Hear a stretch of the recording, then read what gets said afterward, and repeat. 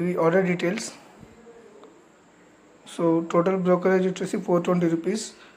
So total net loss వచ్చేసి 2480 rupees అవుతుంది net total loss, actual loss.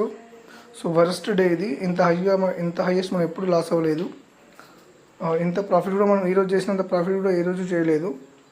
So దీనికి reason ఏంటంటే డైలీ ఎవ్రీ డే బిఫోర్ మనం prepare అవుతాము స్టాక్ సెలెక్షన్ కోసం. ఈరోజు అలా ప్రిపేర్ అవ్వకుండా డైరెక్ట్ ట్రేడింగ్ చేయడం వల్ల ఇది మిస్టేక్ జరిగింది. సో ఇలా జరగకుండా జాగ్రత్త పడదాం.